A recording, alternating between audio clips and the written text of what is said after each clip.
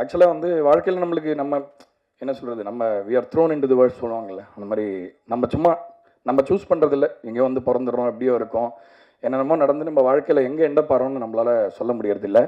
அந்த மாதிரி ரொம்ப அன்ஃபார்ச்சுனேட்டான சில மனிதர்கள் வந்து வல்னரபுளாக இருக்கிற நேரத்தில், எஸ்பெஷலி அவங்க வீக்காக இருக்கிற மொமெண்ட்டில் இந்த மாதிரி விஷயத்துக்குள்ளே போய் விழும்பொழுது அவங்கள ஒரு மாதிரி ஹோப்லெஸ்ஸாக தான் நம்ம பார்க்குறோம்னு நினைக்கிறேன். ஏன்னா வந்து நம்ம மீம்ஸ்லாம் நம்ம பார்த்து சிரிக்கிறோம், குடிச்சிட்டு ரோட்டில் கலாட்டா பண்ணுறவங்களாம் பார்த்து நம்ம நிறைய என்டர்டெயின்மெண்ட் நம்ம ப்ளஷர் ட்ரா பண்ணுறோம் ஆக்சுவலாக அதுலேருந்து. பட் இந்த வாழ்க்கை பின்னாடி என்ன ஆக்சுவலாக இருக்குது? ஏன்னா வந்து நம்மள மாதிரி மனிதர்களாக தானே இருக்காங்க. இப்போ என் ஃப்ரெண்ட்ஸ் வந்து என்னோட வளரும்போது மாமா மச்சானாக தான் இருந்தாங்க. திடீர்னு வந்து கம்ப்ளீட்டாக இந்த மாதிரி மாறுறாங்களேன்ற ஒரு பெர்ஸ்பெக்டிவை எனக்கு எஜுகேட் பண்ணிச்சு ஆக்சுவலாக இந்த படம். ஸோ எனக்கு வந்து படம் இல்லை, ஒரு பாடமாக அமைஞ்சது இந்த படம். ஸோ அதனால் இதில் பணியாற்றினது என்னுடைய பெரிய பெருமையாக நினைக்கிறேன், இந்த படத்தில் கொலாபரேட் பண்ணது. So thank you Dinakar. அதுக்கு என்னுடைய வாழ்த்துக்கள். இந்த படம் கண்டிப்பாக நல்லா பண்ணும் அப்படின்னு நான் நம்பி தான் இந்த படம் பண்ணியிருக்கேன். இதை வந்து ஒரு கலை படைப்பாக நான் பேசுகிற அதே நேரத்தில் வியாபார ரீதியாக இந்த படம் என்ன அப்படின்றதையும் நான் கண்டிப்பாக சொல்லணும்.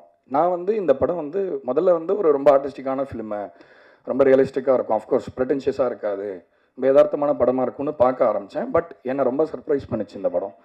அவ்வளோ என்டர்டெய்னிங்காக.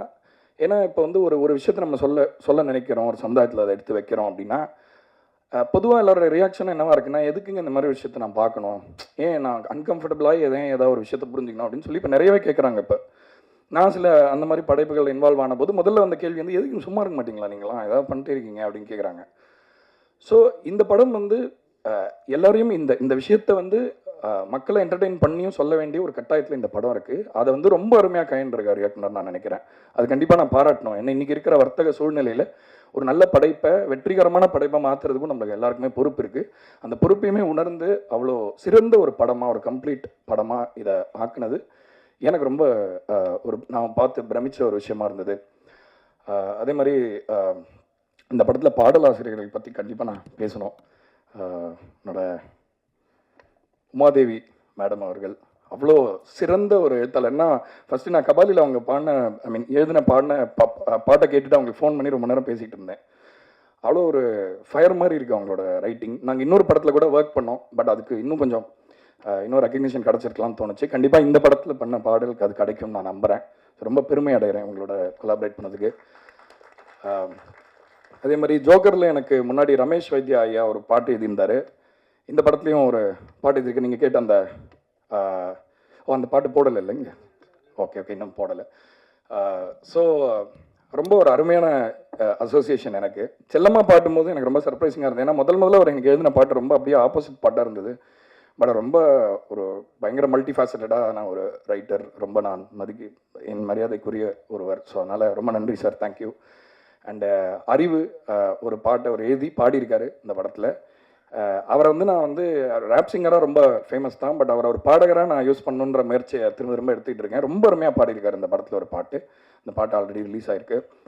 அதே மாதிரி பாக்யம் சங்கர் அவர்களுக்கு என்னோட நன்றி, அவர் ஒரு பாட்டு எழுதியிருக்காரு. அதே மாதிரி தனிக்கொடி ஐயா வந்திருக்காரா இங்கே? ஐயா வணக்கம். வணக்கம். சாரி, நான் அவங்கள பார்க்கல. அவர் ரொம்ப அருமையான ஒரு பாட்டு எழுதியிருக்காரு. ஆக்சுவலாக அதை போடுவாங்கன்னு நினச்சேன் இன்றைக்கி, பட் அது ஏதாவது கதையை ஏதாவது அவுட் பண்ணிவிடுமோ என்னன்னு தெரியல. ஸோ அதனால் அது போடலை.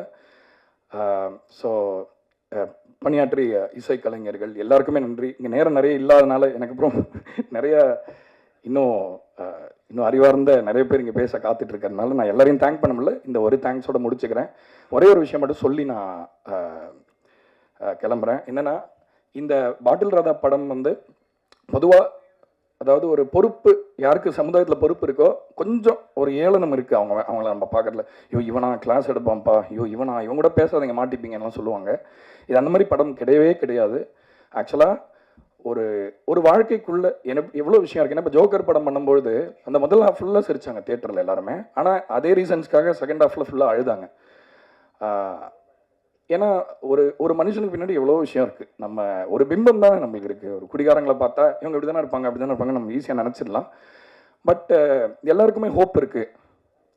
அதாவது எப்பேற்பட்ட குழியில் நம்ம விழுந்தாலும் அன்பும் அரவணைப்பும் பொறுப்பும் இருந்தால் கண்டிப்பாக நம்ம அந்த குழியிலேருந்து மீண்டு எழ முடியும்ன்றதை பாட்டில் ராதா அழுத்தம் திருத்தமாக வலியுறுத்தி தியேட்டரில் சொல்லணும். நீங்கள் கண்டிப்பாக இந்த படத்தை உங்கள் குடும்பத்தில் இருக்கிற எல்லாரையும் கூட்டிகிட்டு போய் இந்த படத்தை ஒரு பாடமாக கண்டிப்பாக காட்டுங்க. வாழ்க்கைக்கு உறுதுணையாக இருக்கும், யூஸ்ஃபுல்லாக இருக்கும்னு சொல்லி விடைபெறுகிறேன். நன்றி, வணக்கம். இப்போவும் டைரக்ட் பண்ணிகிட்ருக்கிறாரு தினகரன். ரொம்ப ஒண்டர்ஃபுல் டைரக்டர் அவர். எல்லாருக்கும் வணக்கம், especially press and media people. ரொம்ப சந்தோஷமாக இருக்குது இந்த படத்தில் நான் பார்ட்டாக இருக்கிறது. நம்ம எங்கே இருக்கிறோன்னா எல்வி பிரசாத்தில் இருக்கிறோம். எல்வி பிரசாத் யாருன்னு சில பேருக்கு தெரியாதுன்னு நினைக்கிறேன். அவர் ஒரு டைரக்டர் அண்ட் ப்ரொடியூசர். அவர் வெறும் டைரக்ஷன் படம் ப்ரொடியூஸ் பண்ணிவிட்டு சும்மா இருக்கல. அவர் ஒரு இன்ஸ்டியூட் ஆரம்பிக்கிறாரு, அவர் லேப் ஆரம்பிக்கிறாரு. படம் சினிமாவினுடைய ரீச்சும் சினிமாவினுடைய வலிமையும் தெரிஞ்சதுனால இதை நிறைய பேர் முறையாக கற்றுக்கணும் அப்படிங்கிற ஆசைப்பட்டதுனால தான் இந்த இடம் இருக்குது. இந்த இடத்துல நாமெல்லாம் கூடியிருக்கிறோம். அதே மாதிரி தான் சினிமாவுடைய வீச்சையும் சினிமாவுடைய வலிமையும் புரிஞ்சுக்கிட்டு ஒரு இயக்குனராக உள்ள நுழைஞ்சு இப்போ நீலம் ப்ரொடக்ஷன் ப்ளஸ் நீலம் பண்பாட்டு மையம், நீலம் புக்ஸ், வருடம் மார்கழியில் மக்கள் இசை என்ற ஒரு ப்ரோக்ராம் மூலம், அதாவது ஒரு டைரக்டர் இந்த வேலையெல்லாம் செய்யணுமா இல்லை இந்த வேலை செய்கிறதுக்காக டைரக்டர் ஆனாரா அப்படிங்கிற ஒரு இதையும் ஒரு முன்னோடியாக இருக்கிறாங்க. அதாவது ஒரு வேலை செஞ்சால் நம்ம வேலை பார்த்துட்டோம் அப்படின்னு சொல்லாமல் நிறைய வேலை செய்கிறாரு. அது மாதிரி இருந்தவர் தான் பிரசாத்னு நினைக்கிறேன். அது மாதிரி இருந்த ஒரு டைரக்டரும் இருக்கிறாரு, எஸ் பாலச்சந்தர். அவர் வீணை பாலச்சந்தர்னு சொல்லுவாங்க. Director, music director, producer and actor கூட அவர். ஸோ அவ்வளோ பன்முகங்கள் கொண்ட ரஞ்சித் அண்ணாவுடைய நீலம் ப்ரொடக்ஷன் கீழே நான் இந்த படத்தில் ஒரு ஹீரோவாக நடித்ததில் எனக்கு ரொம்ப ரொம்ப பெருமையாக இருக்குது. ரொம்ப பெருமையாக இருக்குது எனக்கு. அப்புறம் பலூன் பிக்சர்ஸு இந்த படத்தை ஃபஸ்ட்டு அக்செப்ட் பண்ணி இதுக்கு இனிஷியேட் பண்ணி நீலம் கூட சேர்ந்து செய்யணும் அப்படின்னு சொன்ன அருண் பாலாஜின்னா, இந்த கதையெல்லாம் பல பேர் ரொம்ப யோசிப்பாங்க. ஏன்னா சில விஷயங்கள் கதையால் படிக்கும்போது முடிவு பண்ண முடியாது. ஸோ அதுக்கு அவங்க 2 பேரும் தான் இதில் மெயினாக இது. ஸோ வழக்கம் போல் இந்த படம் நான் நடிக்கும்போது எல்லோரும் கேட்பாங்க, இது எப்படி வித்தியாசமாக நடிக்கிறீங்க அப்படின்லாம். நான் அதுவும் வித்தியாசமாக நடிக்கலை. நடித்த பின்னாடி அது வித்தியாசமாக மாறிடுது. அது ரொம்ப சந்தோஷம். இதில் கோ ஆக்டர்ஸ் ரொம்ப பெரிய துணை இருந்திருக்கிறாங்க. எஸ்பெஷலி சஞ்சனாவுடைய நடிப்பு போற்றத்தக்கதாக இருக்கும். அது எனக்கு ரொம்ப ஹெல்ப் பண்ணிச்சு. ஒரு கோ ஆக்டர் மூலமாக இன்னொரு ஆக்டர் அதுலேருந்து ஒரு இது வர்றதுங்கிறது ஒரு ஒரு அது சும்மா நடந்துடாது. அந்த வகையில் தினகருடைய உழைப்பு என்னால் எப்படி சொல்கிறதுனே தெரியல. ஃப்ரம் ஏ டு இசட் வரைக்கும் ஒரு நிறைய வேலை பார்த்தாரு. Very organic director. ரொம்ப ஆர்கானிக்காக இந்த வேலையை கொடுத்தாரு. ஏன்னா சில சமயம் சில மீட்டிங் நடக்கிற மாதிரி சீன் நடக்கும். நாம் நினைப்போம், நிஜமாலுமே மீட்டிங் நடக்குது போல இருக்குங்க, நம்ம இன்னும் இங்கே உட்காந்துருக்கோம், நம்ம மீட்டிங் போகணும் அப்படிங்கிற ஒரு எண்ணத்தை உண்டாக்கிடுவார். அந்த ஒரு ஆர்கானிக் அந்த ஃப்ளேவரே வந்துடும். நம்ம ஒரு டி அடிக்ஷன் சென்டரில் இருக்கிறோன்னா நிஜமாலுமே பல பேர் அந்த ஒரு 10-15 நாள் அங்கே ஒர்க் பண்ண பின்னாடி ஃபஸ்ட்டு நாளை விட ஒரு 15 நாளுக்கு அப்புறம் எல்லோரும் தெளிச்சி ஆகிட்டோம். ஃபேஸ் எல்லாம் தெளிவாக இருக்குது. ஏன்னா ஒரு இடத்துலையே இருக்கிறோம், நல்ல சாப்பாடு கிடைக்குது. ஸோ அந்த மாதிரி அதாவது சொல்லுவாங்க, ஆக்டர் நடிக்கிறதுக்கான எக்காலஜியை நீங்கள் க்ரியேட் பண்ணி கொடுத்துட்டிங்கன்னா எல்லாருமே நடிக்க முடியும் அப்படிங்கிற அந்த வகையில் ரொம்ப அழகாக அந்த எக்காலஜியை தினகரன் உருவாக்கி கொடுத்தாரு. அந்த சூழ்நிலையை உருவாக்கி கொடுத்தாரு. அது எல்லாருக்குமே அந்த நம்மளால் ஓபி அடிக்க முடியாது. என்ன அவருக்கு தானே க்ளோஸ் போகுது, நம்ம இப்படி ஓரமாக உக்காந்துக்கலாமே, இல்லை அவங்க அங்கே போய் உக்காந்தா தான் நமக்கு வருது அப்படிங்கிற அந்த அளவுக்கு ஒரு எக்காலஜி க்ரியேட் பண்ணார். எனக்கு ரொம்ப பிடிச்சிருந்தது. இந்த படம் எல்லாரும் பார்க்கணுன்னு ஆசைப்பட்றேன். எல்லாரும் பார்க்கணுங்கிறதுக்காக சில வேலைகளும் செஞ்சுருக்கிறேன். அது சக்ஸஸ் ஆகிருக்கிறது படம் பார்த்தவங்க சொன்னதுலேருந்து அது சக்ஸஸ் ஆகிருக்குன்னு நினைக்கிறேன். ஏன்னா நான் ஒரு படிப்படியாக வளர்றேங்கிறத நம்புகிறேன். ஏன்னா வெறும் ஆக்டிங் வெறும் எமோஷன்லேருந்து வர ஆரம்பிச்சுது, ஒரு ஆசையிலேருந்து வர ஆரம்பிச்சுது. ஏன்னா சத்தியமாக நான் சொல்கிறேன், நான் நடிகன் ஆகணும்னு கனவுல கூட நினச்சது கிடையாது. என்னுடைய காலேஜ் டேஸ் ஆகட்டும், ஸ்கூல் டேஸ் ஆகட்டும். மீர் அவர்களை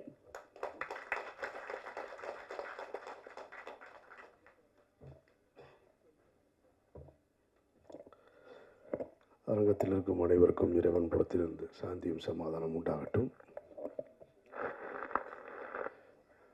சினிமா தொடக்க காலகட்டத்தில் நடிகர்களுக்காக பார்க்கப்பட்ட சினிமா தான் இருந்தது. தியாகராஜ பாகவதர், சின்னப்பா தேவர், அப்புறம் எம்ஜிஆர், சிவாஜின்னு.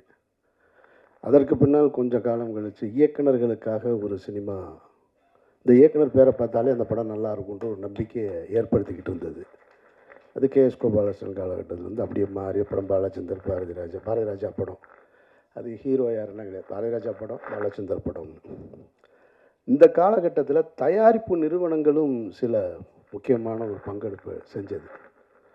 அது வந்து சத்யஜோதி படம் நல்லாயிருக்கும். சத்யா மூவிஸ் வேறையாக இருக்கும், சத்யஜோதி வேறு. இப்போ ஏவிஎம்னா அது ஒரு கமர்ஷியல் சினிமாவாக இருக்கும், அந்த பிராண்டு வேறு. ஆனால் நல்ல படங்கள் வந்து இப்போ சத்யஜோதி இருக்கும், சூப்பர் குட் படம் அப்படின்னு. அது மாதிரி ஆஸ்கார் மூவிஸ்னு ஒரு கம்பெனி இருந்தது, பாஸ்கர்னு ஒரு டைரக்டர். அவர் படங்கள் தீர்ப்புகள் திருத்தப்படலாம், தண்டிக்கப்பட்ட நியாயங்கள், பௌர்ணமி அலைகள், சூளம், இதெல்லாம் பண்ணியிருந்தார் அவர். அவர் வந்து ரஜினி சார் வச்சு பைரவி படம் கூட டைரக்ட் பண்ணார் அவர். அந்த கம்பெனியோட பேர் பார்த்தோன்னே படம் நல்லா இருக்குன்னு தோணும். அதற்கு பின்னால் இப்போது அந்த இடத்த நீலம் ப்ரொடக்ஷன்ஸ் பிடிச்சிருக்கு.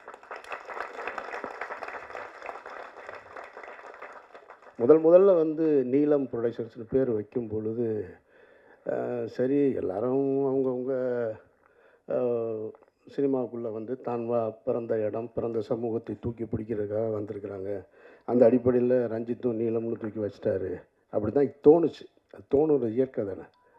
ஆனால் நீலம் ப்ரொடக்ஷன்ஸில் ஒவ்வொரு படைப்புகளையும் பார்க்கும் பொழுது ரஞ்சித் வந்து இந்த தலைமுறைக்கு அடுத்து வேறு ஒன்று கற்றுக் கொடுக்கணும்னு விரும்புகிறாருன்றது தெரியும்.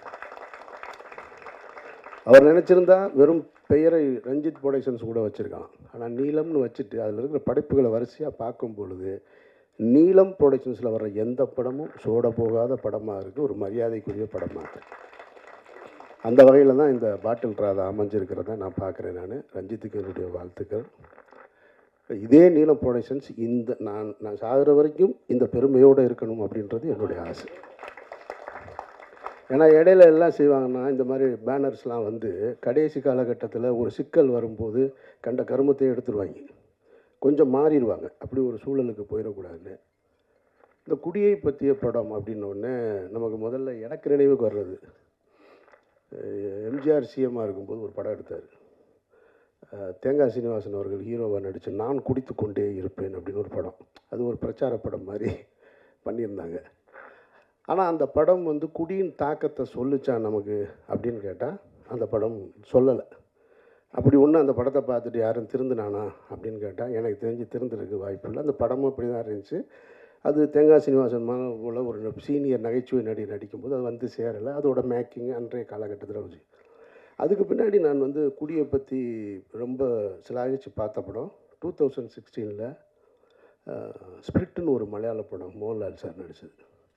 அந்த படம் பார்த்துட்டு கருப்புள்ளியப்பன் தான் அந்த படம் பார்த்துட்டு ரொம்ப நல்லா இருக்குது நீங்கள் பாருங்கன்னாரு. எனக்கு படம் பார்த்த உடனே அந்த படம் ரொம்ப பிடிச்சி போய் அந்த படத்தோட ரைட்ஸ் வாங்கிட்டேன். நான் போய் அந்த ரைட்ஸை வாங்கிட்டு ரீமேக் படம் பண்ணுற ஐடியாவே கிடையாது லைஃப்பில். எந்த கதையாக இருந்தாலும் நல்லதோ கெட்டதோ குப்பை கதையோ நம்ம கதையிலே எடுத்துருவோன்னு சரி முதல் முறையாக இந்த ஸ்பிரிட்டை வந்து ரீமேக் பண்ணலான்னு சொல்லிட்டு அதை வாங்கி வச்சுக்கிட்டு ஒவ்வொரு ஹீரோவாக அப்ரோச் பண்ணேன். எனக்கு தெரிஞ்ச எந்த ஹீரோ ஒத்துக்கலை. இவ்வளவு மோகன்லால் சாரை விட இவங்க யாரும் பெரிய ஹீரோக்கள் கிடையாது இங்கே இருக்கிறவங்க. அப்படி இருந்துமே அவர் பண்ணினதை இங்கே ஒத்துக்க தயாராக இல்லை. சரி நான் அதோட அப்படியே வச்சுட்டேன். சரி அப்போ என்றைக்காவது நம்மளே நடிச்சுக்கிறோம் அந்த படத்தை அப்படின்னு முடிவு பண்ணிட்டு சரி இந்த பிரச்சனைலாம் முடியும் போது அதுக்கப்புறம் ஸ்டார்ட் பண்ணணும்னு அப்படியே காலம் கடந்து போயிட்டே இருந்துச்சு. இதுக்கிடையில் ஒரு 2-3 வருஷத்துக்கு முன்னாடி அதே மலையாளத்தில் வெள்ளம்னு ஒரு படம் வந்தது, ஜெயசூர்யா நடித்தது. ஒரு குடியோட கொடுமையை, ஒரு குடி நோயாளியை பற்றி. சரி நான் அந்த படத்தை ஸ்பிரிட்டு தான் எடுக்கலை, இதை வாங்கி உடனே எடுத்துருவோம். ஏன்னா அதில் வந்து கொஞ்சம் மெஜஸ்டிக் லுக்கு ஸ்பிரிட்டில் மோகன்லால் சார் பண்ணது. இப்போ மோகன்லால் சார் பண்ணதை நம்ம போய் பண்ண முடியாது. ஒரு பெரிய ஒரு ஸ்டைலாக இருக்கிற ஒரு எஜுகேட்டட் போல இருக்கிற ஒருத்தன் இருந்தால் தான் சரியாக இருக்கும். ஒரு பெரிய சிந்தனையாளன் குடி நோயாளியா எப்படி இருக்கான், அவன் தன்னை குடி நோயாளின்னு ஒத்துக்கிறானா இல்லையான்றது தான் அந்த படத்தோட கதை. இது கரெக்டாக இருந்துச்சு. வெள்ளம் ஜெயசூர்யானோடனே சரி நம்மள மாதிரி தான் தாடி இடி வச்சுருக்காருன்னா அந்த படத்தை வாங்கலான்னு போய் கேட்கும்போது நான் போய் கேட்கும்போது வெள்ளத்துக்கு ஒரு காம்படிஷன் இருந்துச்சு, வேறு ஒருத்தர் யாரோ வாங்க போகிறாருன்னு. இதெல்லாம் எனக்கு வந்து குடி வந்து ரொம்ப அது தெரிஞ்ச விஷயம். கொஞ்சம் அப்படின்னு தப்பிட்டேன், இல்லைன்னா நானும் ஒரு பாட்டில் ராதா தான், அங்கேருந்து வந்தவன் தான் நான். அதனால் அந்த படத்தை எடுக்க முடியல. அப்புறம் நானும் என்னோடய அசிஸ்டண்ட்டும் உட்காந்து இது ரெண்டுமே இல்லாமல் வேறு ஒன்று புதுசாக பண்ணலான்னு சொல்லிட்டு ஒரு கதை பண்ணணும். அது காரணம் என்னென்னா என்னோடய ஃபேமிலியில் ஒருத்தர் இருக்கான் இந்த மாதிரி. என்னோடய க்ளோஸ் ஃப்ரெண்டு ஒருத்தர் செந்தில்னு ஒரு நண்பன். இன்ஜினியரிங் காலேஜ் ஸ்டூடெண்ட்டு, ஸ்டேட்லேயே 6th வந்தவன். ஸ்டேட்லேயே 6th. அவன் நாசமாக போனது குடியில் தான். அதுலேருந்து மீளவே இல்லை. இது மாதிரி என்னோட பழகிய பல பேர் வந்து மீள முடியாத குடியின் அடிமையில் நின்று இருக்காங்க. என் காலேஜ் ஃப்ரெண்ட்ஸாக இருக்கட்டும், என்னோடய ஃபேமிலியில் ஒருத்தர் இருக்கான். அப்போ மதுரையில் நரிமேட்டில் ஒரு இதே மாதிரி டிஅடிக்ஷன் சென்டர் இருக்குது. அதை நடத்துகிறவனும் என் ஃப்ரெண்டு தான். அவன் முன்னாள் ட்ரக் அடிக்ட்டு, அவன் தான் நடத்துகிறான். அந்த இடத்துக்கு தெரியும். அங்கே வந்து என்னோடய அந்த ரிலேட்டிவை கொண்டு போய் நான் சேர்த்துருக்கேன், அங்கே பார்த்துருக்கேன். அவன் சொல்கிறான் அவன் எப்படி இதை ஸ்டார்ட் பண்ணு. எனக்கு முதல்ல தெரியாது. நான் கொண்டு போய் சேர்க்கும்போது அவன் வந்து அமீரோட ரிலேட்டிவ்னு கொண்டு போய் சேர்த்துட்டோம். அவன் சொல்கிறான் என்னை தெரியல அவனுக்கு அப்படின்னா. தெரிலன்னா அவன் சொல்கிறான் ஒன்றா தான் நம்மலாம் குடிச்சிக்கிட்டு இருந்தோன்னு ஆரம்பித்து அவன் இந்த கதையை பூரா சொல்கிறான். என்னடாண்ணே ரொம்ப மோசமாக போயிட்டேன், அதுக்கப்புறம் தான் இதை ஆரம்பித்தேன். அப்புறம் அதுக்கு இங்கே சைதாப்பேட்டையில் அதே மாதிரி ஒரு டிஅடிக்ஷன் சென்டர், அங்கேயும் நான் போயிருக்கேன் நான். அப்போ இதை வச்சு ஒரு கதை எழுதினேன். எழுதி வச்சாச்சு, பிகினிங் டு எண்டு. நானும் என்னோடய அசோசியேட் எழிலும் சேர்ந்து. அன்றைக்கி ரஞ்சித் கூப்பிட்டு இந்த படம் காமிக்கிறார், பார்த்து முடித்த உடனே தெரிஞ்சு அதை எடுக்க முடியாது அப்படின்னு. ஏன்னா அவ்வளவு சிறப்பாக எடுத்து முடிச்சிட்டாங்க பாட்டில் ராதாவில். இனி போய் நம்ம அதை எடுத்தோம்னா வேறு தான் எடுக்கணும். இனி போய் அதை எடுத்தோம்னா நான் வந்து தினகரனை பார்த்து எடுத்ததாக தான் இருக்கும் அந்த படம். அப்படி அமைஞ்சிருக்கு அந்த படம். எப்படி வந்து பாக்ஸிங்கில் வந்து இன்னொரு படம் எடுக்கலாமா அப்படின்னா சர்பேட்டை தான் ஞாபகத்துக்கு வரும். ஒரு மென்டல் அசைலம் இனிமேல் திருப்பி எடுக்கணும்னா சேது தான் ஞாபகத்துக்கு வரும். ஒரு தமிழ் தேசியவாதி ஒரு தீவிரவாதியை காட்டுக்குள்ளே கூப்பிட்டு போகணுன்னா அது விடுதலை தான் ஞாபகத்துக்கு வரும். ஒருத்தர் ஓடி போய் சற்றை இனிமேல் இறக்குனான்னா ரன்னு தான் ஞாபகத்துக்கு வரும். அதுபோல் டிஅடிக்ஷன் சென்டர்னு தமிழ் சினிமா ஒரு படம் வந்துச்சுன்னா அது இந்த படத்தை தான் ஞாபகம். அப்படி ஒரு படம் அது மிகச்சிறப்பாக. அதாவது ஒரு ஃபஸ்ட் ஹாஃபை வந்து இவ்வளவு அழகாக என்கேஜ் பண்ண முடியுமா? ஏன் இங்கே சொன்னவங்க ஏன் சரியாக சொல்லலைன்னு தெரில. இது ஒன்றும் பிரச்சார படம்லாம் கிடையாது. இது பிரச்சாரம்ன்ற வார்த்தை நீங்கள் யூஸ் பண்ண வேண்டியதே இல்லை. Complete entertainment. மாறன்லாம் பின்னிருக்கார் ஃபஸ்ட் ஹாஃபில் எக்ஸ்ட்ரானரியாக. போகிற போக்கில் அதுவும் ஓபியில் டைலாக் டப்பிங்கில் போட்டிருக்காரு பாருங்க. அங்கங்கே நீங்கள் எங்கே உட்காந்துருந்தாலும் இதை நான் என்ன சொல்கிறேன்னா, நான் மிகைப்படுத்தி சொல்லலை. சமீபத்தில் இந்த படத்தை குட்ரக்கில் பார்க்கும்போது மொத்த தேட்டர்லேயும் ஒரு ஆள் சிரிச்சுக்கிட்டே இருக்கான். படம் போட்டதுலேருந்து வெற்றிமாறன் தான், வேறு யாரும் இல்லை. சிரிக்கிறதுனா எப்படி இந்த லெவல்லாம் இல்லை. அவர் இப்படி தட்டுறாரு அப்படி தட்டுறாரு எந்திரிக்கிறாரு. என்னங்க இப்படி நான்லாம் சிரிப்புன்னு பேப்பரில் எழுதியிருந்தாலே சிரிப்பேன், இது என்னங்க இவ்வளவு அப்படின்றாரு. நானும் சிரித்தேன், ஆனால் இப்படிலாம் சிரிக்கலை. எல்லாரும் பார்க்குறாங்க, ஒருவேளை நக்கல் அடிக்கிறாங்க. உண்மையிலே அவ்வளவு சிறப்பாக இருந்துச்சு ஃபஸ்ட் ஹாஃபு. அந்த ஃபஸ்ட் ஹாஃபோட இன்ட்ரோல் பிளாக் ஒன்று இருக்குது. அந்த இன்ட்ரோல் பிளாக் வந்து இப்படி இந்த ஒரு படத்தை இன்ட்ரோல் பிளாக் வைக்க முடியுமா அப்படின்ற ஒரு இடத்த வந்து அந்த டைரக்டர் ஃபிக்ஸ் அந்த பையன் தான் நினைக்கிறேன். அவன் தானே? அவனை நல்லா பார்த்து வச்சுக்கோங்க. நான் விளையாட்டுக்கு சொல்லலை. அவன் இன்ட்ரோல் பிளாக்கில் ஒரு வேலை பார்க்குறான், மொத்த பேரையும் பயமுறுத்திட்டான். அவ்வளவு சிறப்பாக போட்டான். சரி, இப்படி ஒரு ஃபஸ்ட் ஹாஃப் வச்சுட்டு செகண்ட் ஹாஃப் என்ன இருக்கும் அப்படின்னு போனால் டெட் கான்ட்ராஸ்டாக ஒரு எமோஷன் படம் ஃபுல்லாக. இப்போ நமக்கு ஒரு டவுட் வந்துச்சு, இப்படி ஒரு ஸ்க்ரீன் ப்ளே எப்படி எழுத முடியும்? கம்ப்ளீட் என்டர்டெயின்மெண்ட்டாக இருக்குது. படத்தோட பிகினிங்லேருந்து இன்ட்ரோல் வரைக்கும் ஒரு இடம் கூட அவங்கள வந்து சும்மா இருக்க விடலை. ஜான் விஜயெல்லாம் வந்து அப்படி பிரமாதப்படுத்திட்டார். பிரமாதமாக அந்த கேரக்டரு. இதில் இந்த ட்ரெய்லரில் ஒரு ஷாட் வந்துச்சு இல்லையா, அதான் அவரோட இன்ட்ரோடக்ஷன் ஷாட்டு. அவ்வளவு அழகாக அவ்வளவு மெச்சூர்டாக. நான் சொன்னேன் இல்லையா மதுரையில் என்னோடய ஃப்ரெண்டுன்னு, அவன் கேரக்டர் தான் ஜான் விஜய் பண்ணியிருக்காரு. இந்த செகண்ட் ஹாஃப் என்னடான்னா அது வேறு ஒரு ஏரியாவில் இருக்குது, கம்ப்ளீட் எமோஷனில் இருக்குது. இப்போ லிங்கு சொன்னார் இல்லையா, அவன் போயிடக்கூடாதுன்னு. அந்த காட்சி இன்னொரு இடம். அதாவது புருஷன் எனக்கு காசு கொடுத்து அனுப்பிச்சிட்டு அந்த சஞ்சனா உட்காந்து சமைச்சிக்கிட்டு இருக்கிற ஒரு சீன் இருக்குது. அந்த சமைப்பாங்க, அந்த மீன் பொரிச்சிட்டு வச்சுட்டு பிள்ளைகளோட வந்துடுவான் அப்படின்னு. இந்த வரலேன்ட்டு போனவன் கூட 2 குடியானோடு இந்த சைக்கிளில் போவான் பாருங்கள். அப்படியே போயிட்டு நான் இந்த வந்துடுறேன்னு. அதெல்லாம் நான் பார்த்துருக்கேன், வாழ்ந்துருக்கேன், எல்லாமே தெரியும். இந்த கேரக்டர் வந்து இப்போது குரு சோமசுந்தரத்தை தவிர தமிழ் சினிமாவில் இந்த கேரக்டர் நடிக்கிறதுக்கு நடிகனே இல்லை. நான் யாரையும் குறைத்து மதிப்பிட்டு சொல்லலை. நீங்கள் படம் பார்த்துட்டு நீங்கள் முடிவு பண்ணி சொல்லுங்கள். இவ்வளவு சிறப்பாக ஒருத்தன் பண்ண முடியுமா? பண்ணியிருக்காங்க. சரி, அவங்க ஹீரோயின் சஞ்சனா அவங்க வந்து முதல்ல நமக்கு ஹீரோயின்னா வேறு மனநிலையில் தானே இருக்கும். அப்படி இருக்கணும் ஒன்று ஒரு கேரக்டராக சிம்பிளாக ஒரு நடுத்தர குடும்பம், ஒரு மிடில் கிளாஸு, அவங்க தன்னுடைய கணவன் எப்படி இருக்கணும்னு ஆசைப்பட்டாங்க. ஆனால் இருக்க முடியலை, அவனோட வாழ்ந்துக்கிட்டு இருக்கிறது. ஒரு கட்டத்தில் பிரிஞ்சுட்டு நான் அந்த சீனை ரொம்ப ரசித்தேன். நான் இப்போ நம்ம எழுதுனா கூட அது அவ்வளோ தைரியமாக எழுதுவோமான்னு தெரில. குரு சோமசுந்தரம் வந்து நான் திருந்திட்டேன் அப்படின்னு சொல்லி அவங்க வேற ஒரு லைஃப்பை தொடங்குறதுக்காக நின்றுட்டுருப்பாங்க. அப்படி நடந்து வரும்போது அவனை பார்த்துட்டு புருஷன் நிற்கிறான்னு பார்த்துட்டு அப்படி திரும்பி வருவாங்க. வந்தவுடனே நான் திருந்திட்டேன், நம்ம உன் கூட வாழணும்னு ஆசைப்பட்றேன், வீட்டுக்கு போகலாம் அப்படின்னோடனே நம்ம என்ன செய்வோம், சரி வாங்க ஆகா கணவனே கண்கண்ட தெய்வம், கல்லானாலும் கணவன் புல்லானாலும் புருஷன். செம்ம டைலாகு போடா நாயே, எக்ஸ்ட்ரானரி. நீ திருந்துவ, இதை நீ சொல்லுவ, நான் வந்து கேட்கணுமா? என் 10 வருஷ வாழ்க்கையை தொலைச்சிட்டேன்டான்னு ஒரு பொண்ணு சொல்கிற அந்த இடம் இருக்கு பாரு. எவ்வளவு கனவுகளோட இது போல் திருமணம் செஞ்சு வைக்கிறாங்க. ஏன்னா இந்த வார்த்தை நான் என் ஃப்ரெண்டோட ஒய்ஃப்கிட்ட கேட்டேன். நான் இன்றைக்கி அந்த பொண்ணுங்க 2 பேருமே காலேஜ் படிக்கிறாங்க, ஒருத்தவங்க துபாய் போயிட்டாங்க. கல்யாணம் ஆன நாள்லேருந்து ஒருத்தன் போராடிருக்கான். ஒரு பொண்ணு போராடி போராடி போராடி அவனை மீட்டெடுக்கவே முடியலை கடைசி வரைக்கும். எத்தனை டிஎடிஷன் சென்டர் கொண்டு போய் விட்டாலும் அங்கேருந்து ஒரு ஃபோன் போடுவான், அழுகுவான், நான் காலில் விழுகிறேன், என்னை மன்னிச்சிரு, நான் திருப்பி வந்துடுறேம்மா. வந்து ஒரு 10 நாள் தான் திருப்பி ஸ்டார்ட் பண்ணிடும். அது அப்படியே போய் போய் அந்த மனைவியோட அந்த வார்த்தையை நான் வந்து அவங்கக்கிட்ட கேட்டேன். அது ரொம்ப சிறப்பாக பண்ணியிருக்காங்க. அதில் அவங்க படம் பார்க்கலன்னு சொன்னாங்க. படத்தோட எண்டு ஷாட் இருக்குது. செகண்ட் ஹாஃப் ஃபுல்லாக எமோஷன் தான். ஃபஸ்ட் ஹாஃப் நீங்கள் பார்த்துட்டு அந்த மூடுக்கு பார்த்தீங்கன்னா செகண்ட் ஹாஃப் இருக்காது. அந்த எண்டில் கிளைமேக்ஸில் ஒரு சிங்கிள் ஷாட் ஒன்று பண்ணியிருக்காங்க அவங்க டைலாக் டெலிவரியோட. மிக பிரமாதமாக இருக்குது. எல்லா ஆர்டிஸ்ட்டுமே இதில் இவர் நல்லா நடிச்சிருக்காரு. மாறனெல்லாம் நான் ரசிச்சுக்கிட்டே இருந்தேன். மாறன் பேசுகிற டைலாக் எல்லாமே குட்டி குட்டியாக. ஜான் விஜய் இப்படி பார்த்துட்டு, ஜான் விஜய் நான் பெருசாக ரசித்ததில்லை, சார்பேட்டா தவிர. அவர் நான் ஒரு படம் நடிச்சிருக்கோம், அந்த படம் பாதியிலே நின்றுச்சு. ஆனால் இந்த படத்தில் இவ்வளோ பிரமாதமாக அந்த ஸ்டேஷன்லேருந்து வெளியில் வரும்போது அவ்வளோ அழகாக வாழ்ந்திருக்காரு. ஒரு நல்ல திரைப்படம் அது உருவாக்கும்போது தனக்கான ஆட்களை கலைஞர்களை சேர்த்துக்கிறோம், அதில் வந்து மாற்று கருத்தே இல்லை.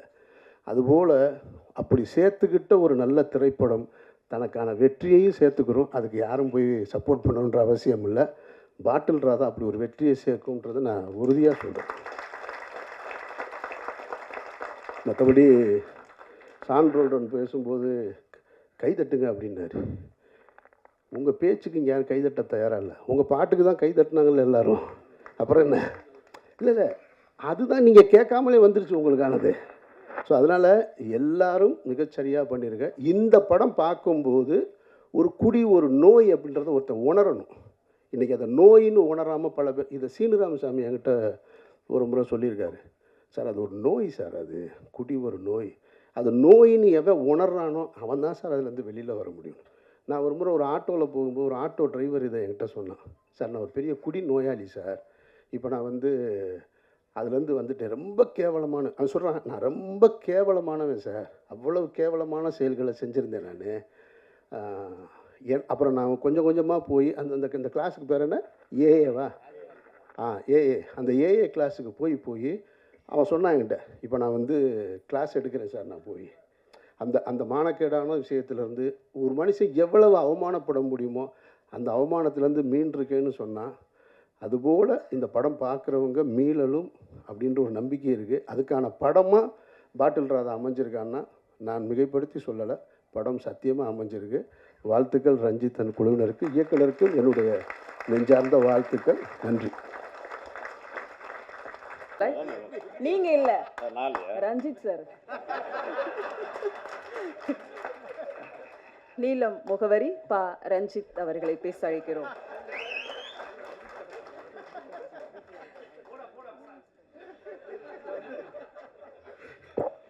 ஏன்னா இந்த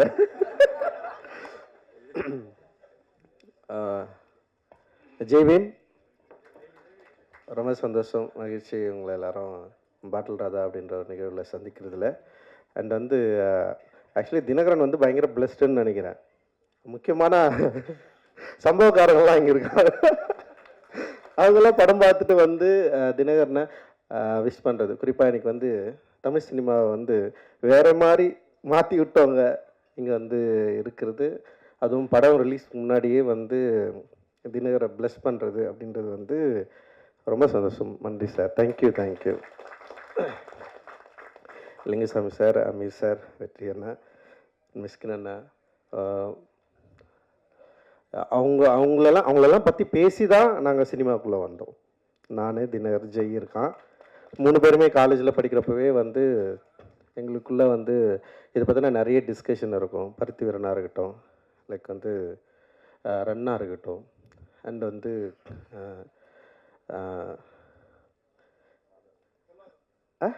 இல்லை ஒரு எமோஷ்னலாக இருக்கு. பொல்லாதனா இருக்கலாம். பொல்லாதனை விட நாங்கள் பயங்கரமாக பேசுனது வந்து ஆடுகளம் பற்றி தான்.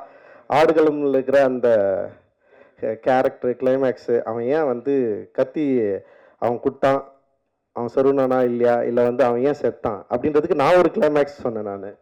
நான் பேட்டைக்காரன் ஏன் வந்து செத்து போயிடுறான் அப்படின்னா, நான் என்ன சொன்னேன்னா, பேட்டைக்காரன் சாவலைன்னா உயிரோட இருந்தால் அவன் கொண்டு வாண்டா அவனை அப்படின்னு நான் சொன்னேன். அவன் ஏதோ ஆனால் இவனுக்கு என்ன சொன்னாங்கன்னா, பேட்டைக்காரன் கடைசியில் திருந்துறான் அப்படின்னு சொன்னாங்க. நான் சொன்னேன், சத்தியமாக அவன் திருந்த மாட்டான் அப்படின்னு நான் ஒன்று சொன்னேன். அண்ட் வந்து அஞ்சாத இருக்கட்டும், அண்ட் வந்து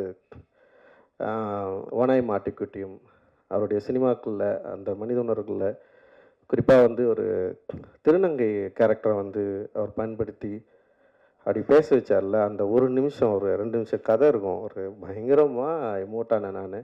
ஸோ இவ்வளோ இன்ஸ்பயரான ஒரு அண்ணன்களுக்கு முன்னாடி, இயக்குநர்களுக்கு முன்னாடி அவங்கள பார்த்து இன்ஸ்பயர் ஆகி நாங்களும் படம் எடுக்கும் வரணும்னு சொல்லிட்டு ஃபஸ்ட்டு நான் வந்துட்டேன். காலேஜில் நான், ராஜா, ஜெய், தினகர் எல்லாருமே வந்து ஒரே இயர்மெட்டில் இருந்தோம். நிறைய பேர் வந்தாங்க எங்களோட சேர்ந்து. ஸோ நான் வந்து ஃபர்ஸ்ட்டு டைரக்டர் ஆகிட்டேன். அண்டு 2வது ஜெய் ஆனா, 3வது வந்து தினகர் வந்திருக்கான் இப்போது. அண்ட் ராஜா வந்து ஆர்ட் டைரக்டராக இருக்கான். ஸோ எங்களுக்கு வந்து உண்மையிலேயே இது ரொம்ப சந்தோஷமான, ரொம்ப மகிழ்ச்சியான மேடை. ஸோ நான் அவங்க 2 பேரையும் வந்து ரொம்ப கெஞ்சி கேட்டுக்கிட்டேன், படம் பண்ணாதீங்கடா, அனிமேட்டர் ஆகும்டா, அனிமேஷன் டைரக்டர் ஆகும்டா, அனிமேட் படம் பண்ணுங்கடா, இது பயங்கரமான வேர்ல்டு, அதுக்குள்ளே போங்கன்னு சொல்லிட்டு நான் எவ்வளோ புஷ் பண்ணேன். ஆனால் அவனுங்க வந்து இல்லை தமிழ் சினிமாவில் வந்து இயக்குநர்களுக்கு தான் வந்து ஒரு ஸ்டார் அந்தஸ்து இருக்குது. அதனால் அவர் வந்து ரொம்ப முடியாமல் வந்துட்டானுங்க. ஆனால் அவனுக்கு வந்தோடனே எனக்கு பயமாயிடுச்சு. உடனே என்கிட்ட தான் அசிஸ்டன்ட் டைரக்டர் சேருன்னு சொல்லிட்டு வந்துட்டானுங்க. இப்போ நான் வந்து ரொம்ப என்னென்னா, அசிஸ்டன்ட் டைரக்டர் ஃப்ரெண்டுன்னு சொல்லிட்டு அது ஒரு இது எடுத்துக்கக்கூடாதுன்னு நான் கொஞ்சம் பயந்தேன். நான் ஒரு ஃப்ரெண்டுன்னு சொல்லிட்டு அவங்க உள்ளே வந்து ஏற்கனவே ஒர்க் பண்ணுற அசிஸ்டன்ட் டைரக்டர்ஸை, கோ டைரக்டர்ஸை டிஸ்டர்ப் பண்ணக்கூடாது, அந்த மாதிரி இன்ஃப்ளூயன்ஸ் இவங்க பண்ணக்கூடாதுன்னு சொல்லிட்டு அவங்கள ரொம்ப அசிஸ்டன்ட் டைரக்டராகவே ட்ரீட் பண்ணேன், ஃப்ரெண்டாகவே ட்ரீட் பண்ணல. அதுக்கப்புறம் கிட்டத்தட்ட ஒரு 5-6 வருஷம் எங்கள் ஃப்ரெண்ட்ஷிப்பே காணாமல் போயிடுச்சு. நாங்கள் பேசிக்கிறதே இல்லை, பேசிக்கவே மாட்டோம். அவன் பாட்டுன்னு வருவானுங்க, ஒர்க் பண்ணுவானுங்க, போவானுங்க. அப்புறம் வந்து வேலையில் ரொம்ப கருணையற்று இருந்தேன் நான். அதனால் அவனுங்க ரொம்ப பயந்து தான் வேலை செஞ்சானுங்க. ஆனால் பயங்கர எஃபோர்ட் போட்டானுங்க. நிச்சயமாக என்னுடைய மற்ற உதவி இயக்குநர்கள் எந்த அளவுக்கு சிரத்தையோடு என்னுடைய வெற்றிக்கு, என்னுடைய திரைப்படத்துக்கு பாடுபட்டார்களோ அதே போல் வந்து பாடுபட்டவர்கள் தான் இந்த 2 பேருமே. ஸோ என்னுடைய உதவி இயக்குநர்களும் இன்றைக்கி வந்து படம் பண்ணிட்டுருக்கிறப்போ என்னுடைய நண்பர்களாக, என்னோடய உதவி இயக்குநர்களாக அவங்களும் இன்றைக்கி வந்து படம் பண்ணுறாங்க, படம் பண்ண போகிறாங்க. அண்டு இதை பார்க்குறப்போ வந்து உண்மையிலேயே வந்து ரொம்ப சந்தோஷமாக இருக்குது. அண்டு ஸோ அப்புறம் நீலமில் படம் பண்ணுறது வந்து ரொம்ப ஈஸின்னு சில பேர் யோசிக்கலாம். இந்த மாதிரி கண்டென்ட்னா நீலமில் பண்ணிடலான்னு சொல்லிட்டு. ஆனால் கதையை எடுத்துன்னு வந்து கொடுக்குறவங்களுக்கு தான் தெரியும். ஒவ்வொரு முறையும் படிச்சுட்டு கரெக்ஷன் சொல்லி டென்ஷன் ஆகிடுவானுங்க அவங்களே. சில பேர்லாம் வந்து இதுதான் ஃபைனல்னு சொல்லிட்டு சண்டை போடுற அளவுக்குலாம் போயிடுவானுங்க. அந்த மாதிரி தான் வந்து ஒவ்வொரு முறையும் வந்து படிச்சுட்டு இது ஒர்க் ஆகலைன்னா ஒர்க் ஆகலை, ஒர்க் ஆகுனா ஒர்க் ஆகுது. ஆனால் எல்லா ஸ்கிரிப்டும் முடிஞ்ச அளவுக்கு நானே படித்து நானே வந்து அதுக்குள்ளே ஒர்க் பண்ணுவேன். ஸோ இதில் வந்து இது வந்து ஒர்க் ஆகலைன்றது வந்து செகண்ட்ரி. பட் ஆனால் இது மூலமாக நம்ம என்ன சொல்ல வரோம், நம்ம என்ன பேசுகிறோம் சொசைட்டிக்கு. சினிமா அப்படின்றது வந்து நான் வந்து உண்மையிலேயே வந்து ஒரு என்டர்டெயின்மெண்ட் மீடியமாக நான் பார்த்து உள்ளே வரல. எனக்கு அப்படி ஒரு சினிமாவுக்குள்ளும் பெரிய பரிச்சயமும் இல்லை. நான் பார்த்ததெல்லாம் வந்து நான் நேசித்த திரைப்படங்கள் எல்லாமே மனித உணர்வுகளையும் இந்த சமூகத்தின் மீதும் பெரிய அக்கறை கொண்ட திரைப்படங்கள் தான் என்னை பயங்கரமாக என்னை பாதிச்சுது. அந்த பாதிப்பிலிருந்து தான் நான் சினிமா எடுக்க வந்தேன். ஸோ என்னோடய நீலம் ப்ரொடக்ஷனும் ஸோ அது மாதிரி இருக்கணும். ஸோ என்னோட இந்த உணர்வை சரியாக புரிந்து கொண்டவர்கள் என்னோட சேர்ந்து நிறைய பேர் வந்து ஒர்க் பண்ணிருக்காங்க. நிறைய பேர் வந்து இணை தயாரிப்பாக வந்து சேர்ந்துருக்காங்க. அந்த வகையில் வந்து நந்தகுமார் சார் தொடர்ந்து என்கிட்ட பேசிட்டே இருந்தார். ஸோ அப்படி தான் வந்து நான் அவர்கிட்ட வந்து ஒரு 2 தினகர் தான் வந்து டைரக்டர் முடிவானதுக்கப்புறம் ஒரு 2 கதை வந்து அவங்களுக்கு வந்து அனுப்பிச்சி வச்சேன்.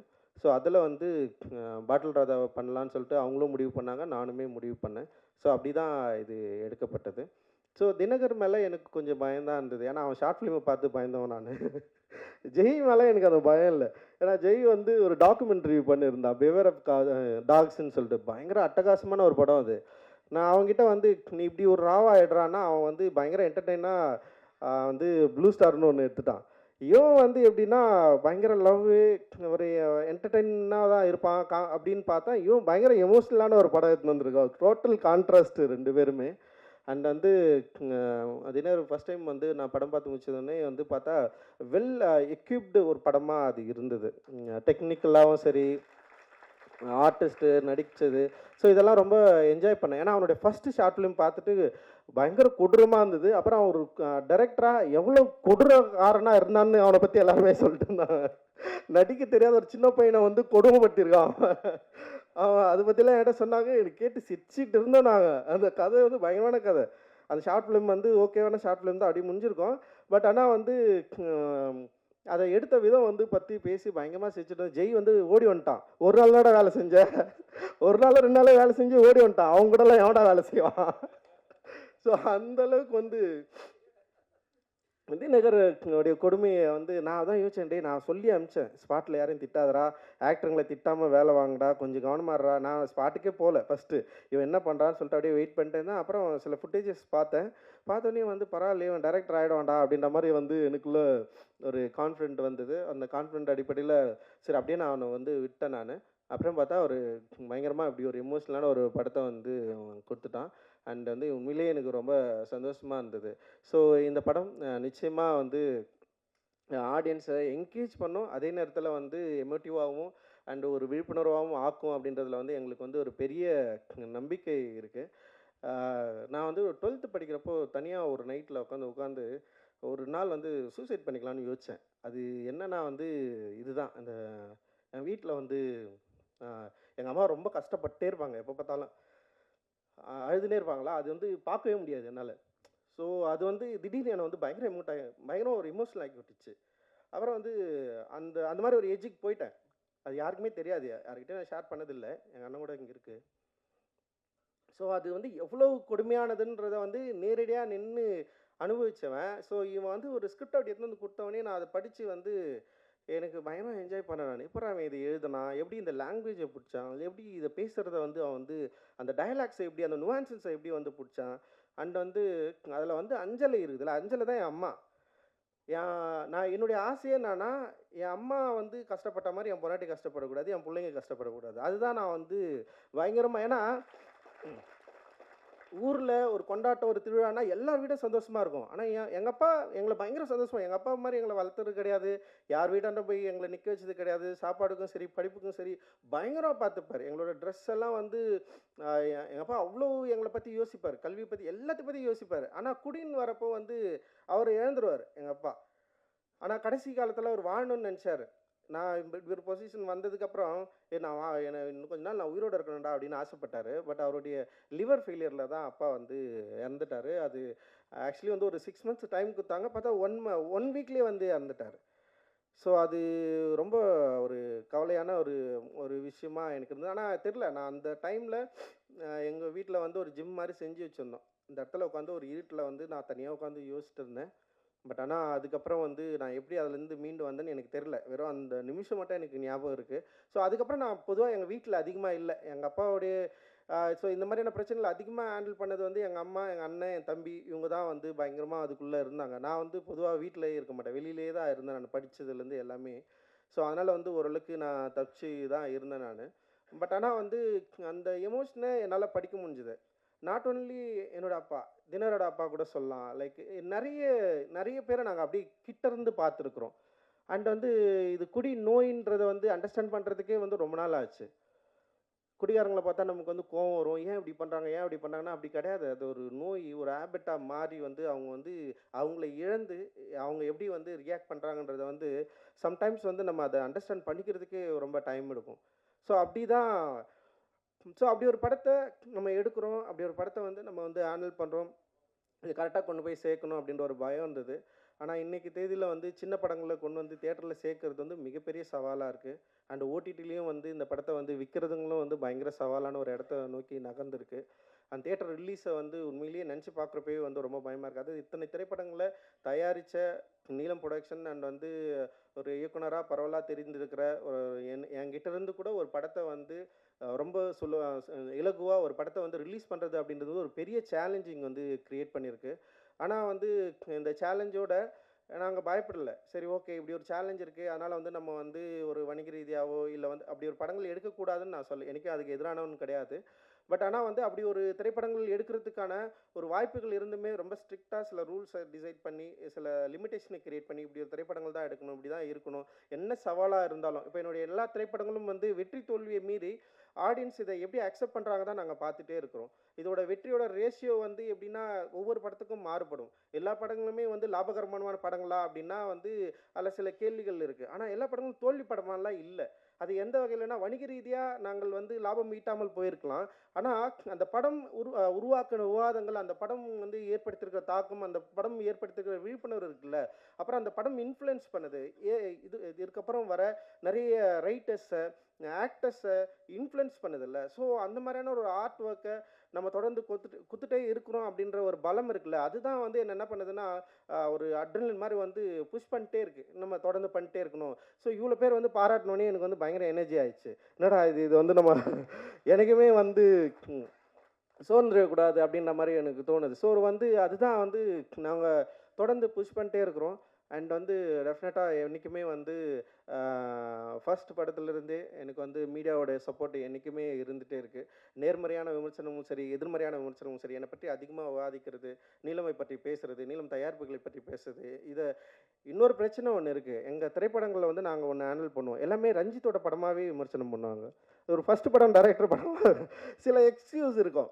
சில நிறுவனங்களில் வர ஃபஸ்ட்டு படம் டைரக்டர்ஸ் வந்து சில எக்ஸ்கியூஸ் பண்ணுவாங்க. சரி ஓகே, நல்லா இருக்குது நல்லா இல்லைன்னு சொல்லுவாங்க. ஆனால் நீலம்லேருந்து வர திரைப்படங்களை விமர்சனம் பண்ணுறப்போ வந்து நான் பயங்கரமாக வாட்ச் பண்ணியிருக்கேன். கருணையற்று ரஞ்சித்தோடைய நான் டிரெக்ட் பண்ணால் எப்படி ஒரு விமர்சனத்தை நான் வந்து எதிர்கொள்ளணும் அந்த அளவுக்கு வந்து அது வந்து ஃபேஸ் பண்ணப்படும். பட் ஆனால் அது ஒரு சவால் தான். நான் அதுதான் சொல்லுவேன். நான் வந்து அதை வந்து நீங்கள் இப்படி விமர்சனம் பண்ணாதீங்க, இல்லை வந்து நீங்கள் வேறு மாதிரி எங்களுக்கு சப்போர்ட் பண்ணுங்கள் நான் சொல்லவே மாட்டேன். நீங்கள் இதை பற்றி பேசுவதே வந்து ரொம்ப ஒரு சாதகமான சூழ்நிலையாக நான் வந்து பார்க்குறேன். இந்த படத்தை பற்றி பேசுவதே ஒரு சாதகமான சூழ்நிலையாகவும் ஒரு சப்போர்ட்டாகவும் நான் வந்து பார்க்குறேன். பேசுவது தான் அவசியம். நீங்கள் அது வந்து எதிர்மறையாகவும் பேசலாம், நேர்மறையாகவும் பேசலாம். பேசுவது வந்து ரொம்ப ரொம்ப அவசியம். அந்த பேசுவதற்கான சூழலை தொடர்ந்து உருவாக்கணும். அந்த எனர்ஜியை வந்து நீங்கள் எனக்கு தரணும், எங்களுக்கு தரணும், நிறுவனத்துக்கு தரணும், இங்கே இருக்கிற ஒவ்வொரு படைப்பாளிகளுக்கும் தரணும் அப்படின்றது தான் எங்களோட விருப்பம். ஸோ அதனால் ரொம்ப மகிழ்ச்சி உங்களோட தொடர்ந்து இயங்குவதில். அண்டு இந்த திரைப்படத்தில் வந்து பணியாற்றிய டெக்னீஷியன் அண்ட் ஆர்டிஸ்ட் எல்லாரும் பற்றியும் நீங்கள் வந்து டெஃபினட்டாக நீங்கள் வந்து பேசுவீங்க. அந்த நம்பிக்கை வந்து எனக்கு இருக்குது. என்னோடு மிக உறுதுணையாக இருக்கிற நந்தகுமார் சாருக்கும், பலூன் பிக்சர்ஸ் திரு அருண் அவர்களுக்கும், மற்றும் நீலம் ப்ரொடக்ஷனில் இருக்கிற ஒவ்வொரு தோழர்களுக்கும், குறிப்பாக குணா பிஆர்ஓ குணாவுக்கு வந்து நான் நன்றி தெரிவிச்சுக்கிறேன். ஒவ்வொரு முறையும் குணாவை நான் வந்து மிஸ் பண்ணுறேன். அப்புறம் வந்து இந்த படத்தை வந்து ரிலீஸ் பண்ணுற ஜெனரஸ் டீம்ங்க அவங்களுக்கும் வந்து இந்தியா முழுக்க மட்டும் எல்லா இடத்துலையும் அவங்க தான் வந்து ரிலீஸ் பண்ணுறாங்க. ஸோ அவங்களுக்கும் வந்து என்னுடைய மிகப்பெரிய நன்றியை தெரிவிச்சுக்கிறேன். அண்ட் எங்களோட இந்த ஓடிடி பிளாட்ஃபார்ம் சப்போர்ட் பண்ணுற திங் மியூசிக் அண்ட் வந்து ஒவ்வொரு முறையும் எங்கள் நிறுவனத்தில் வர பாடல்களை வந்து போட்டி போட்டு வாங்குறதுல திங் மியூசிக் பெரிய ஆர்வம் காட்டுவாங்க. அவங்க தொடர்ந்து பெரிய சப்போர்ட் பண்ணிருக்காங்க. ஸோ அவங்களுக்கு வந்து என்னுடைய மிகப்பெரிய நன்றியை தெரிவிச்சுக்கிறேன். இதில் ஒர்க் பண்ண இங்கே வந்திருக்கிற வாழ்த்து வந்திருக்கிற எல்லாருக்குமே என்னுடைய நன்றிகளை உரித்தாக்குறேன். ரொம்ப ரொம்ப மகிழ்ச்சி. நான் எப்பவுமே ரொம்ப யோசிப்பேன், ஏன்னா நம்ம பெரிதும் மதிக்கிறவர்களை வந்து நம்ம கூப்பிட்றதுக்கு வந்து ஒரு வேலிடான படங்களை பண்ணணும்னு நான் எப்போவுமே யோசிப்பேன். ஸோ அந்த பெரும் திருப்தி எனக்கு இருக்குது. மிஸ்டர் ஜான் விஜய் வந்திருக்காரு லேட்டாக. ஓகே, ரொம்ப நன்றி. தேங்க்யூ. ஜெய் பீம். நன்றி. ஜான் விஜய் அவர்களை மேடைக்கு அழைக்கிறோம். மது பிரியர்கள் பற்றி இவர் பேச நான் கேட்க நம்மளும் முன்னால காலத்தில் டிம்பரை பப்பான்னு பாடிவிட்டு நைட்டு ஃபுல்லாக பகலில் பப்பான்னு படுத்து கிடக்கிறதுலேருந்து இது என்னடா இந்த இந்த இந்த ட்ரெய்லர் பார்த்தோம், 2-3 பாட்டு பார்த்தோம், அப்படியே நடுங்கி போயிடுச்சு. அந்த குதுகுதுப்புங்கிறது வந்து வேறு ஒரு விதமான உணர்வு நிலைக்கு கொண்டு போயிருக்கு. அதில் இருக்கிற ஒவ்வொரு சென்டிமீட்டரையும் மில்லி மீட்டரையும் அந்த அந்த இது வேறு சின்ன மில்லி மீட்டரையும் நம்ம அதில் பார்க்க முடிஞ்சுது. இதெல்லாம் நீங்கள் கேள்வி கூட பட்டிருக்கலாம், இதில் நேரடி அனுபவம் இல்லைன்னா கூட. நான்லாம் குடிக்க மாட்டேன் தெரியுமா, அப்பப்போ கட்டிங்கே போடுவேன். அப்படின்னாக்கா கட்டிங் தான் போடுவாப்புல, ஒரு 8 கட்டிங் 10 கட்டிங்கிற மாதிரி போகும். இது கூட எங்கேயாவது நம்ம சொல்லி கேள்விப்பட்டிருப்போம், எங்கேயாவது நம்மளும் பார்த்துருப்போம். ஏன்னா இந்த மாதிரியான விஷயங்கள் இப்போ பரவாயில்ல, எங்கே போனாலும் கிடைக்குதுங்கிறது மாதிரி இருக்குது.